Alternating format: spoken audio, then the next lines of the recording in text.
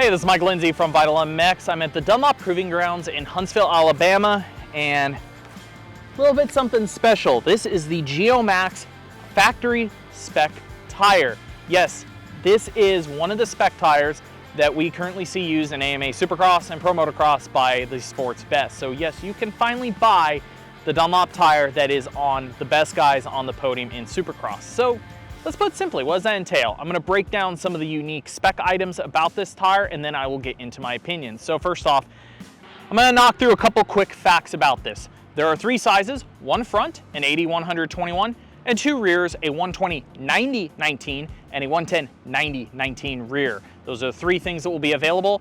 How about the pricing? Let's go ahead and kick that off. They are about 20% more than the standard tire, so the MSRP on the front is roughly $150. The rears are about $185 to $190 depending on the sizing. However, that is MSRP, as we always see dealers are able to mark down quite a bit against that. Now, where do you get them?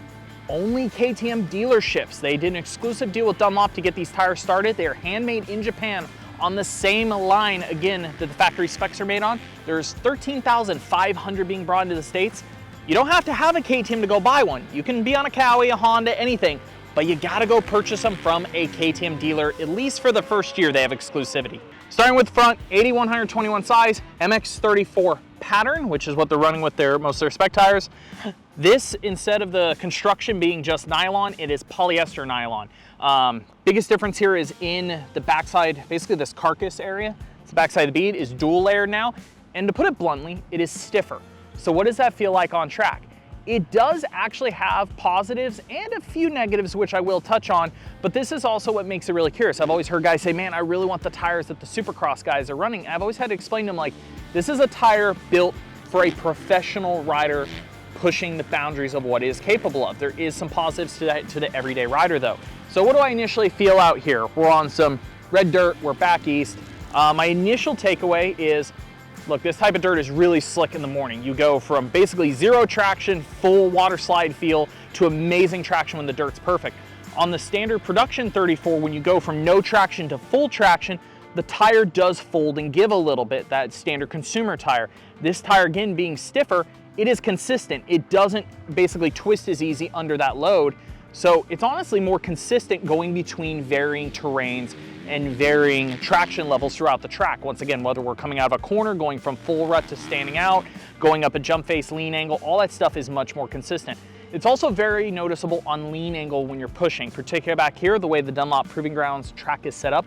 There's a lot of little bumps coming into the corners they've dug out, kind of like little rollers. If you're on standard tire, you kind of feel like you're producing less lean angle. That's what you're confident with, because if you go to heavy lean angle and you're on heavy braking, you'll tend to feel, again, a little bit of that tire flex that's in there. This tire, you can push harder in those situations. So when you're on lean angle, when you're under that heavy braking, the tire is more consistent. You just don't feel it wander as much. When it's deep and ripped, same comment. It's more stable. It doesn't feel like it wanders under heavy braking.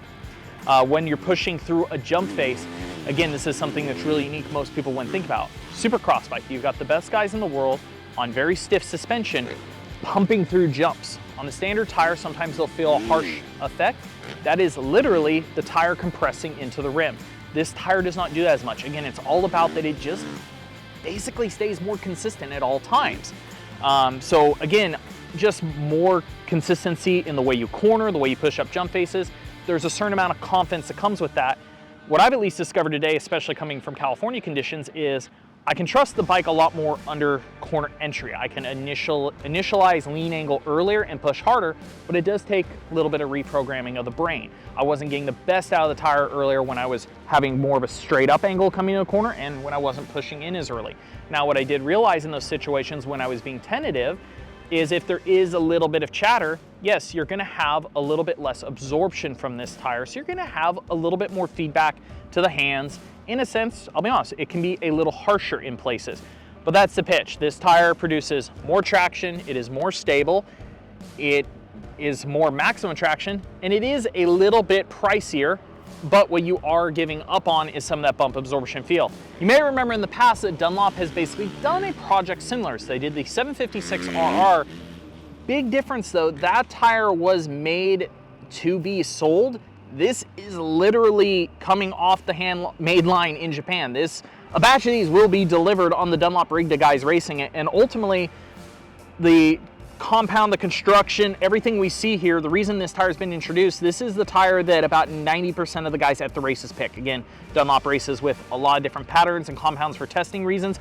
This is the most popular spec that they have been racing over about the last 2 years or so. So this tire is literally factory gold sitting here in my hands. And again, that's part of the quantity number. 13,500 is being made off a handmade line in Japan. This is not out of their normal factory. They can't produce them in as big of quantities, but to only be up 20%, I'm pretty impressed. Let's talk about a rear now. I mostly rode the 120 9019 today. Interesting thing about this is not quite half a pound, but almost half a pound lighter than the standard tire. The front and the 110 rear are actually a tick heavier, which makes sense, particularly with the front having to be stiffer on that construction. What do we got here? The 9019 has become very popular amongst the racers. This is a taller tire. Again, 90 is the divisible of the width. So it is 90%. The height is 90% of the width. It does squat, it ends up being a little bit wider when it actually squats because you have static measurement and then loaded up on the rim measurement. In particular, I like the 90 rear tire. It has better bump absorption feel, braking and acceleration against a little bit taller tire. It is a little bit different to get used to, but of the two, honestly, the front really stands out. The rear is better, and it's got to get a little bit rougher. You're not going to notice a huge difference in just pure traction when things are flat. It's more when the track breaks down. Again, the bump absorption with the changes in the construction of the rear, it is better under acceleration than the standard tire, especially when it's really chattery. I just noticed that it's a little less reactive and it drives through better. At the end of the day though, it's pretty cool with the three of them. It's interesting because you have the price difference. You end up with more performance overall, and at least at their claims, we're just riding them for the first time today, is the durability on these race compound tires, they say, are a lot better than those RRs back in the day. They are, yes, a little bit less durable than the consumer standard 34 tires, but again, you're getting more performance everywhere. You're getting a little less durability. It is basically, in a sense, a works tire. Which I choose. So if you're spending your money every day, some people could look at this like kind of like race fuel, like I'm going to splurge when I'm going to go racing. I'm going to get the good. The rear, I think, is easier to go back and forth to with the production. Like I said, there is a noticeable difference there, but it doesn't change as much how I ride the bike. The front tire actually changes how I would ride the bike and even set up my fork a little bit. Front tires don't wear out near as quick, so if I were spending the money, I actually think I would opt for the fronts. If I had a dealer nearby me that I could get them from, I would definitely be opting for fronts more often than the rears, if that makes sense. I wouldn't mind pairing the factory front with the standard rear on maybe my normal days, because I think the front creates enough different character. I'd love to get used to that front tire, but then if I wanted to splurge on a race day, I could add the rear in. I know immediately some people are gonna, oh, it's expensive. They have a standard option. There's a 34. If you don't want to spend the money on these, then don't spend the money on them. No offense, don't complain that there's an option to get really cool stuff out there. People complain all the time, we want the factory goods. It's here. If you want to spend the money on it, even if you want to try them all the time, if you want to splurge, if you just want to know what it feels like, do it. If you don't, then don't. It's cool, we have options. It's awesome brands do stuff like this. Well, I haven't been able to stopwatch myself yet. I definitely see some characteristic in the front I'd like to get used to. Dunlop's own data to us was over the course of an average moto here on their test track. They took one of their test riders, Jesse Wentland, and over the course of a lap time that was around that minute 40 to minute 50 second range, their rider was about an average, a half a second a lap better on these tires than the standard 34. So hopefully when we get home, we can see if we can come up with the same result. But yeah, better performance, true works feel, a little bit more money. Again, this is not replacing any of the standard tire. They are going to be limited quantities, but if you want to get them, you can get them.